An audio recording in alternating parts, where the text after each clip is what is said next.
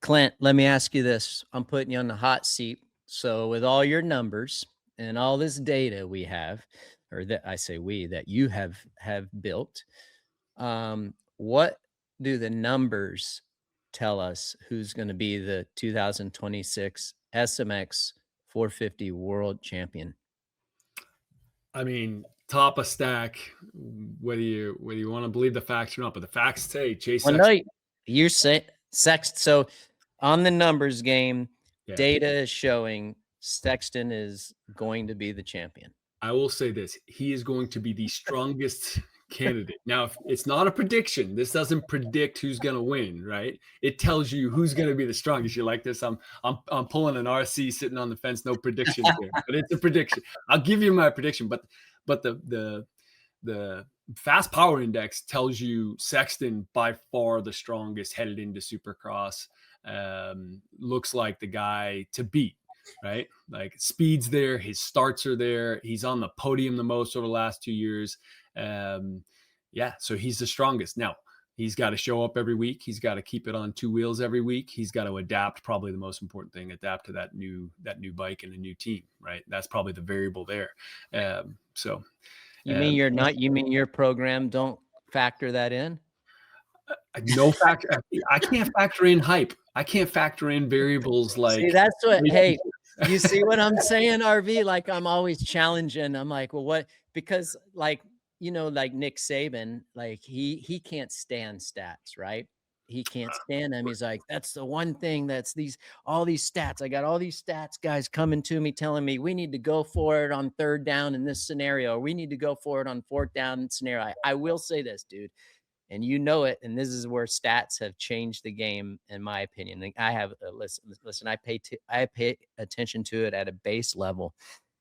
You watch NFL games, teams are always going for it on fourth down now because stats show 60% of the time they're going to convert. Right?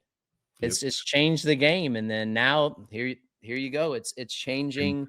It's helping riders. I truly believe that. You see it in the NBA that people are 3-point shot way more prominent than a 2-point shot now, and there's changes there, and that's driven by the stats. But I'm sure RV would have been pumped on the line to be or the post debrief after a race here, and the stats coming off after a victory and being like, speed, still got to work on the speed, buddy. Yeah, well, one thing stats can't measure, RV. There's another thing I got from Saban is it can't measure that space in between the ears. That's true. That's true. I mean, where are you at? Where are you at with the fast power index on who is the clear favorite? RV, well, do you say it's bullshit or what? I think it's interesting, like I want to know. So you gave us what it's, that's not a prediction, but who's looking the best when you said it was Chase. What's second through fifth? I want top five.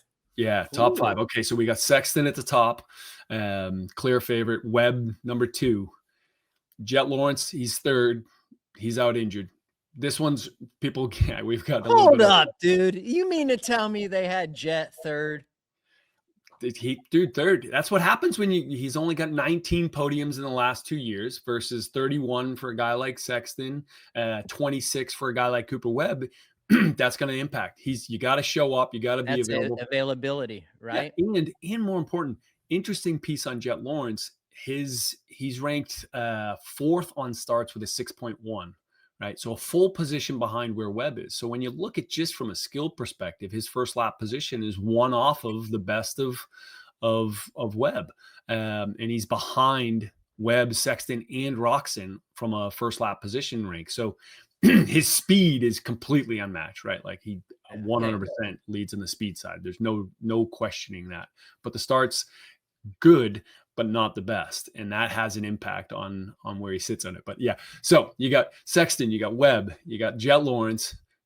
This is where it starts to get controversial, or at least where people make some comments. Roczen goes 4th, Plessinger, Anderson, Tomac. So I'll go to 7. That's the top 7. That's where the numbers state. That's the just using the facts. That's it. That's where like I feel like really hoses Eli and Jet is. I mean, come on, dude. You know Eli's better than that. But that's where the availability comes in. Well, I was And just gonna say the last, what, 2 years, injuries yeah, have played a role in that, and that's gonna affect that number for sure. Yeah. Him and Jet only have 29 starts out of 46 possible. And when I say 46, guys, that includes individual Triple Crown races. We look at Yep. gate drops. We look at the yeah. gate drops, not the Yeah, overall. what if you took out, could you do that like what RV is asking you? Could you do that number and take out like races that they didn't race? Like what, like a perfect scenario, like if they did race? Yeah, I mean, I could put it to just the ones where Eli and Jet and compare them all on that one and rerun it and see where they land. That might be an interesting scenario play. I might have to, maybe before we get to the race here this weekend at Anaheim one, that one's not too difficult. I mean, that's kind of like, where are you at with it, RV? Like, I know you got to be available, duh, but just assuming they're going to be available, do you feel like it changes? Like, where are you at? I think, I mean, I guess you can't measure like how close, right? It's just giving you first through, down the roster. But I think that if you take the availability out of that and you just take their race performances, dude, that top 5, it's got Webb, it's got Sexton, it's got Jet, it's got Hunter. I mean, yeah, it's got all of those big dogs. And where does it fall in actually? Like Clinton will have to run those numbers if the availability part and actually who's there. Does it change? Does it move Sexton down to second?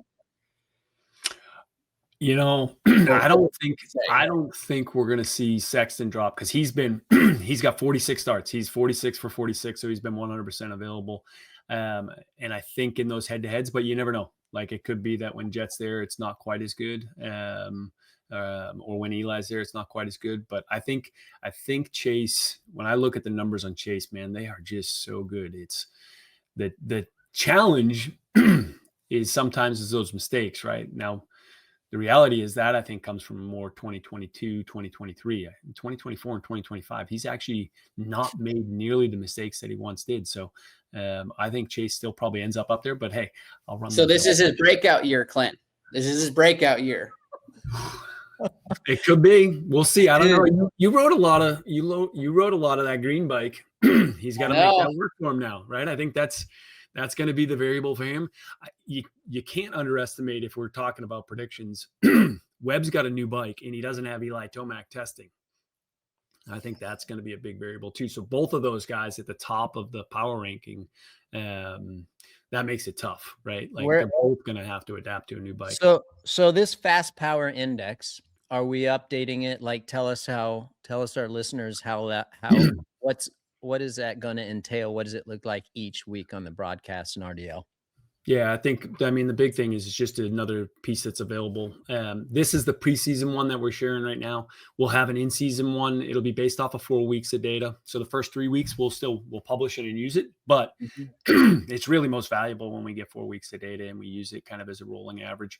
But it's just another way to look at it and say, hey, take out circumstances like bike mechanical or a crash or those things. Like, what is the actual strength of these riders coming in? And so it's another way to evaluate rider performance. Still doesn't take away, RC, like you like to mention. It takes championships. Championships is the only thing that matters. But it's another way for us to evaluate the riders, look at them from a skill and what they're doing on the track. Yeah, it is.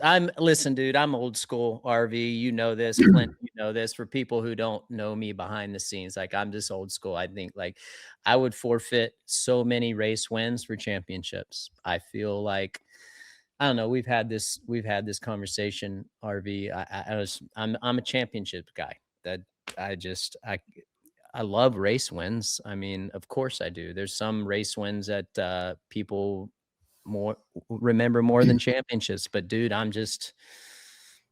you got to be a badass to win championships multiple times. I mean, RV, you have the winningest your race win percentage is the highest of anybody in Supercross, I believe. Championships, right?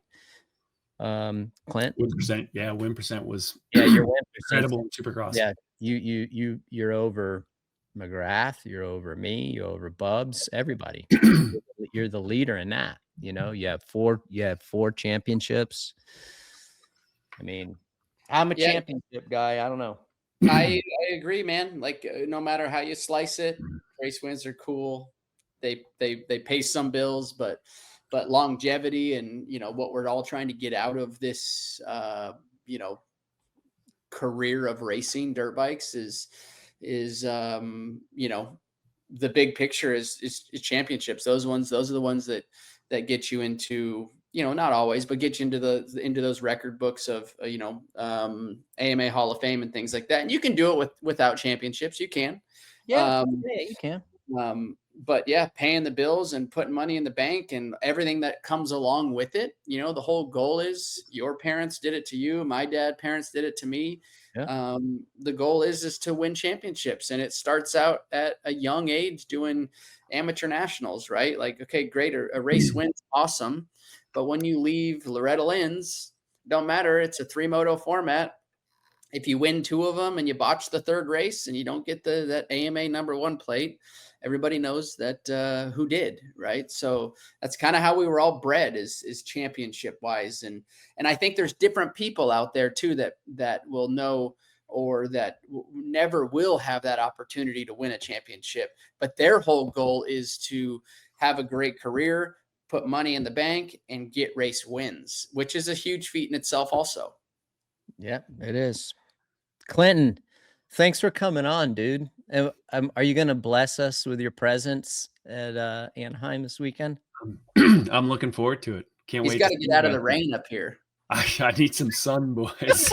I need to get some sun. Have you see this pasty white? Oh, Bad dude, news. that's going to be something going to Seattle in the first quarter of the year. It's I don't know. Valentine's Day, man. February 14th. That's right. It's Valentine's Day that day. Fast power index. I love it. Strength of schedule. I'm telling you, in my opinion, is like it means a lot to a lot of people. Interesting what the fast power index has for the SMX World Championship favorites early on. It's going to be fun to see 4 or 5 weekends down the road what those numbers and how those numbers change, and if they do at all. I don't know. Good stuff, dude. Good work. Good work. Thanks for coming on today, and glad everybody's good. Glad the fam's good, and yeah, dude, that's it. See you day 1, gents. Yeah, that's right. I'm gonna go out and run some equipment, Clinton. This cold weather up here. All right, thanks a lot, Clinton, for coming on there. We went fast. Does a great job, dude. The fast power index was interesting, dude. I like that where you like top 5. It's crazy, like when you throw in when you're not available, how the numbers just plummet. So we'll see how it. We'll circle back the end of the season and see how right the numbers was. All right, that's it for Boxo Breakdown. Like I said, let's go on to Quad Lock question of the week. If you haven't, check out quadlockcase.com. But our winner this week. Hi folks, Lee Diffie from NBC Sports. If you enjoyed what you just watched, well, it's time to bring the action and subscribe to the Motorsports on NBC YouTube channel. You can have it all: news, highlights, interviews, and analysis. So go for it.